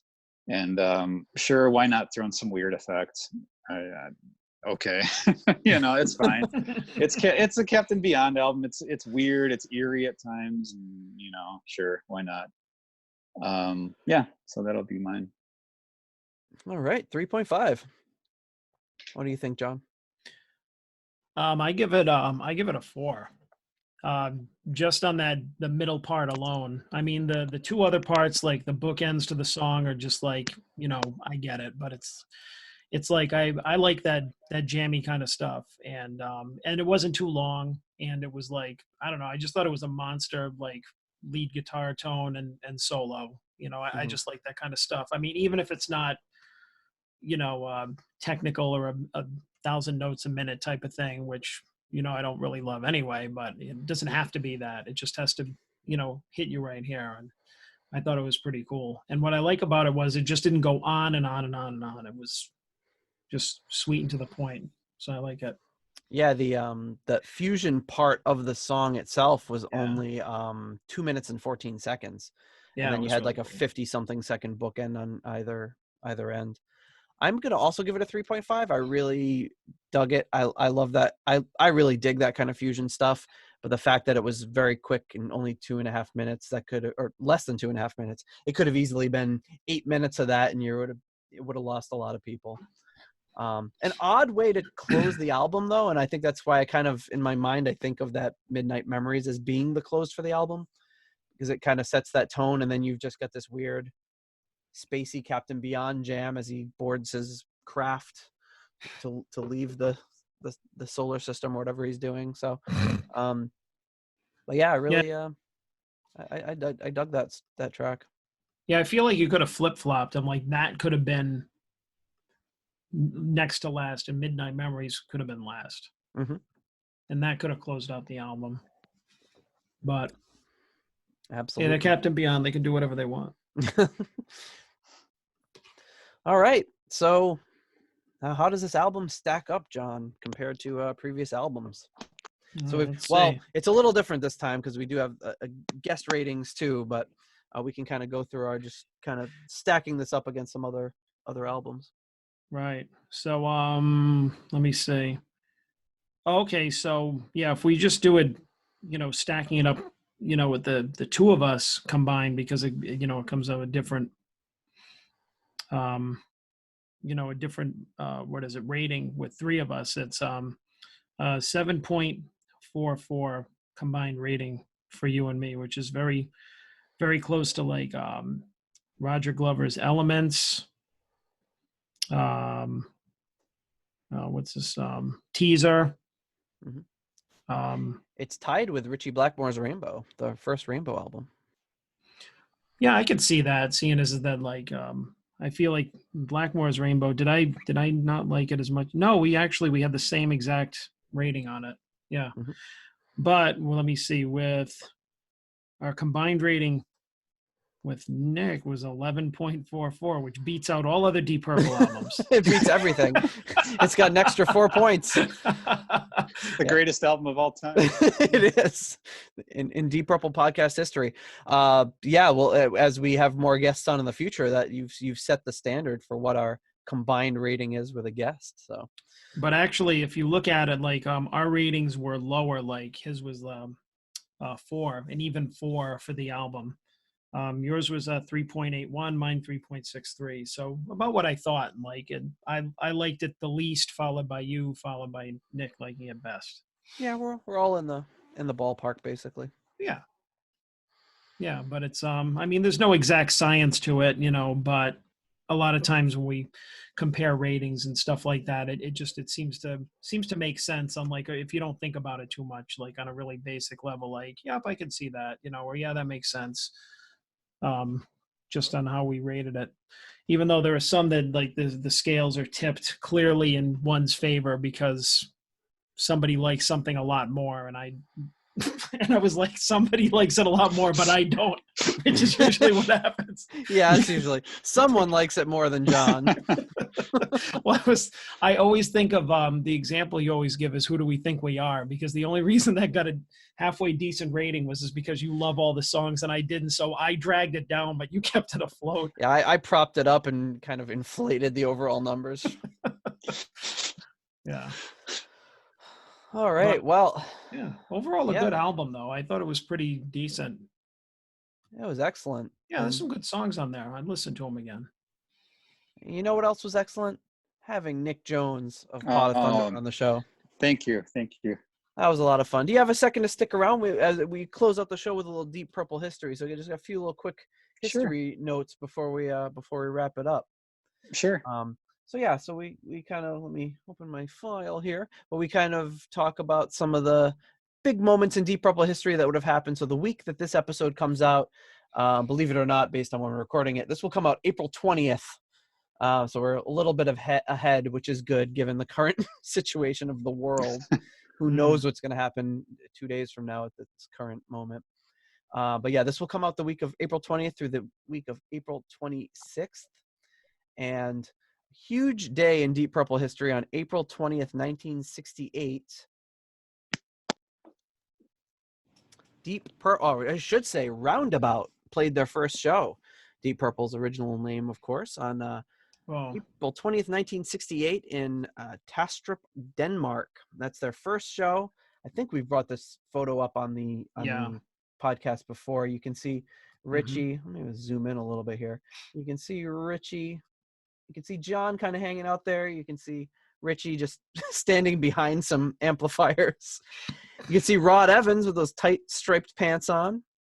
See a little bit of Ian Pace's bouffant poking over his cymbal, and Nick Simper there. So big moment. And then on April 22nd, 1997, Blackmore's Night releases Shadow of the Moon. This is where Ritchie begins his foray into the medieval music that would dominate his career until present day. How do you feel about Blackmore's Night, Nick? Have you heard any of their stuff, or what's your... I checked it out. I guess it's I'm sure it's difficult to play. It's not for me. It's very hokey at times from stuff that I've listened to, and just some of the, like, he wears that hat. The hat's a little bit hard to get past sometimes. Well, the hat's always been hard to get past with Ritchie. In his defense, he's been wearing that hat since like 1970. I just love it. It was like a backhanded compliment almost. You're like, yeah, I guess the music it's hard to play. Well, that's got to be a big part of the appeal for him, I would think, right? Yeah, that's what I always thought. Is it's just like, I feel like he's just kind of like trotting this out as it's just like, look at me. I don't even can't even do it. It's just like, look how medievally it is and how difficult these chords are, and it's like, well, it's not really that interesting. I remember hearing about him getting into this, and when this album first came out, I think I was with you, John, and I picked up a copy of it and listened to it. And, you know,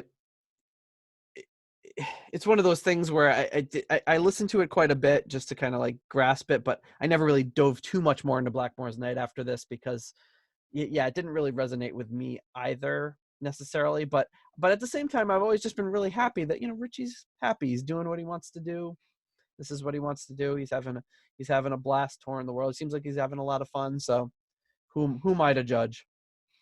Well, I would just say that kind of Renaissance fair music is a really acquired taste, I think. Because I guess, I'm just like with everybody else. I think a large segment of people that talk about Ritchie wishes that he would, at the time or even now, get back to rock music. Is just because, like, he's been releasing a lot of albums, but nobody's really interested in it. Yeah, well, a whole different group of people are interested. Yeah, not like us. Like people like us aren't, are kind of sad that we don't, didn't have like 10 more rainbow albums instead of 10 you know like albums with like the pan flute on it and stuff and the lute.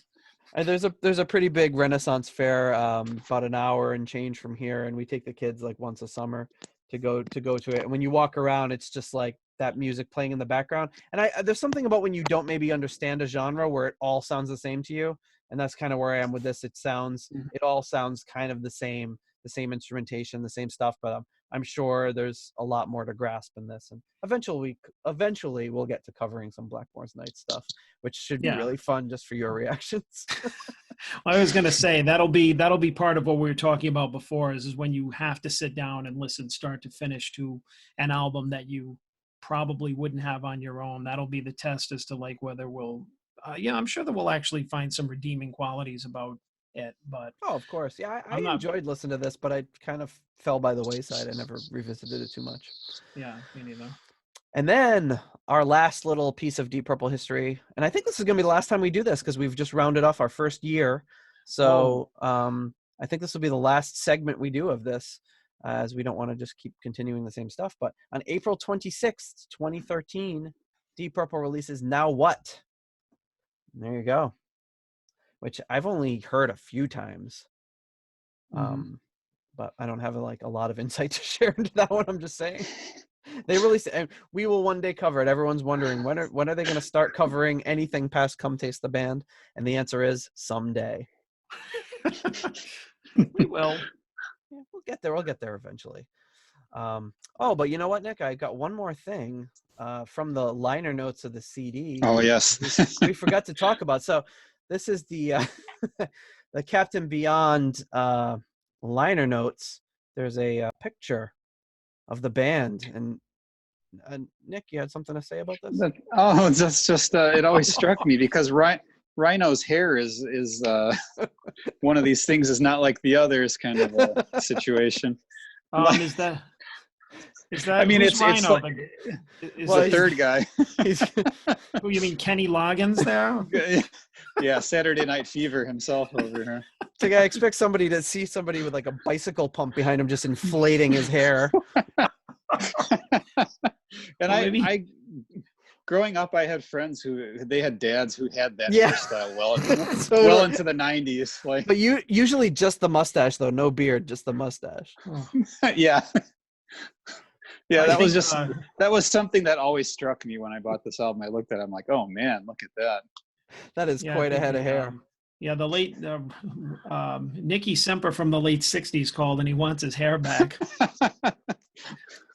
Look at that guy over on the right. Who's the guy over on the right? He's like, that's I think that's Lee Dorman. I think that's Lee Dorman. He's just like, who do you think? What do you think you're doing? I don't know. I think he's just trying to look around the guy's hair.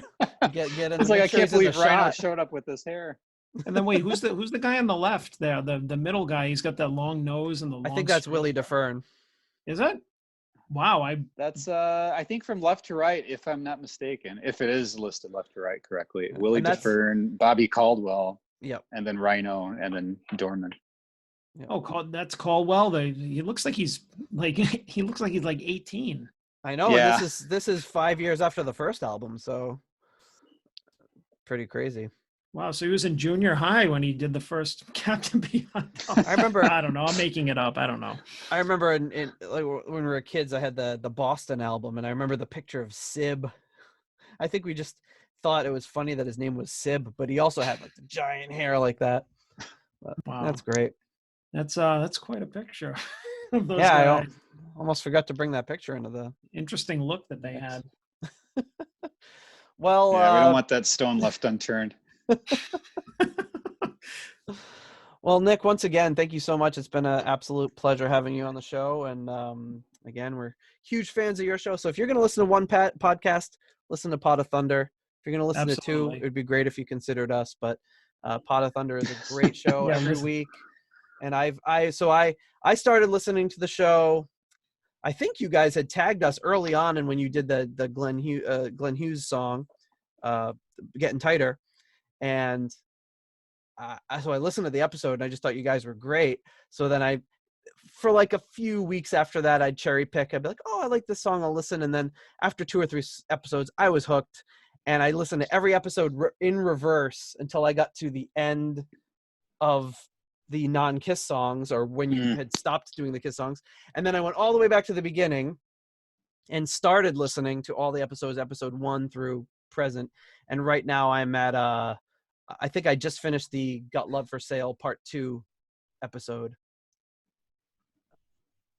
Oh, I think we lost him. Wow. Oh, I think we lost Nick. Yeah, I see his name, but I don't see him. Might be having, wow, good time for connectivity issues. He's like, I'm not comfortable with all of this praise, burp. I'm out of here. So he might have had, I don't know, he might have had a battery issue or connection issue, but hopefully he comes back, or if not, we'll try to get him back for like a proper closing here. Let me just, I'll pause the video and stuff. Okay. All right. So yeah, I listened to all of your episodes going in reverse order until I got to the end of where you stopped doing Kiss. Then I started back at the beginning. And right now I'm like almost at episode 100, and I just listened to the Got Love for Sale Part 2. So Chris's rebuttal to you. So I'm making my way through the catalog, and it's one of those things, you've got a good podcast when you as soon as you're caught up on everything, you just start. That's your go-to. If you're in the middle of a podcast, a new episode of something else comes up, I go to that. I'm in the middle of halfway through an episode of something, a new Pot of Thunder comes out, I'm going to listen to that and stop everything in its tracks. So we always really enjoy your episodes, and then we'll be texting each other back and forth. Like, did you hear what they said in this episode? Yeah, usually that's what we do. It's usually him first. He's like, did you hear this week's POT? I'm just like, yeah, I'm right in the middle of like I think it was a week or two ago. I'm like, no, I didn't listen yet. No spoilers. And then, of course, you freaking spoiled the whole thing. I forgot you said that, but yeah. I was like, no spoilers. Like, can you believe when they said this? And I'm like, I said no spoilers. Yeah, it doesn't matter on the artist or the song or whatever. It's just so much fun hearing you guys talk. That's greatly appreciated. And I've been listening to you guys more. Like when Andy and Chris actually hooked up with you guys when they did the Getting Tighter episode. That was when I wasn't on the podcast for a few months there. Oh yeah. So I didn't really know what was going on, and then I saw you guys kind of commenting on things and checked it out and been really enjoying it. So yeah, it's you guys are one of my go-tos right now. So. Awesome. Sweet. Well, Thank you. That is the highest praise we could possibly. And I love the Joe Lynn Turner commercials. Yeah, and I didn't do one this episode. I should have pulled one out. Oh. Well, being Nate, did you get me into their podcast? I feel like you did, and I don't know how I didn't know about it if you did. I know, which is funny because you're the Kiss fan. Because yeah, exactly. Like being a Kiss fan, I love it like 1,000 times more. So I think it was when I was kind of like looking for kind of hear like what are band podcasts doing, and I pulled up some Kiss podcasts, and I think I pulled theirs up and said, oh, here's an interesting one, but I didn't know anything about Kiss, so I didn't know like really what to expect. No, neither do we really. Like yeah, I mean, really, if you put yourself out there as a Kiss fan on social media, you immediately find out that you don't know anything. Yeah, and we're in the same boat where we just constantly say, hey, we're fans of the band and we like all their offshoot stuff, but if you're looking for someone who knows everything and can answer every question, we're not the guys. We're just a couple of dorks who like to talk about Deep Purple. Yeah, which is, I think the basis for any good podcast. So exactly. I would say though, to date though, I think the podcast, the episode of your guys that we had the most fun listening to or commenting back and forth was the Odyssey episode from the Emperor. Because it was just so bad, and you guys were cracking up so much, and I was like dying. It was so good. It's like every week's a new classic though. There's so many good ones. The Fred Bear episode is always a go-to for me. It's just so good. I can't remember. There was a song. It was a Gene song, and there was I'm sure it was Chris, and he was just like Gene said something. He's like, "What is this guy, a sociopath?" And I just lost it. I'm just like, he went right to the top shelf, or just call it a sociopath. And I'm just like, what is he even talking about? This is so funny. It's flying off the handle is the philosophy, it seems. Yeah. Well, the banter is like fantastic. Like, I mean, it's even like Nate was saying, even when it's not Kiss songs, even when you guys doing February, it's like it was awesome. Or just reading bagged pickle reviews. It's all good. It's all yeah, good. we kind of ripped that off a little bit in a couple of episodes, reading a couple of Amazon reviews, because I'm like, we should do it too. Yeah, it's kind of like written for you. It's just comedy gold, just reading what people are reviewing. I know. It's so easy to do that. And like the Coverdale tweets, I go back and pick those out. Oh yeah, Coverdale is just a gold mine. Those are great episodes. Well, Nick, thank you so much. We really appreciate you taking the time to talk with us today about Captain Beyond, and hopefully we'll have you on again some other time if you're interested. If we find out some other crossover act that works. Oh, I'd love it. I had a great time. Thank you. Awesome. Thanks, Nick. All right. See ya. Yeah. All Thanks. right. Take care. Have a great one. Bye.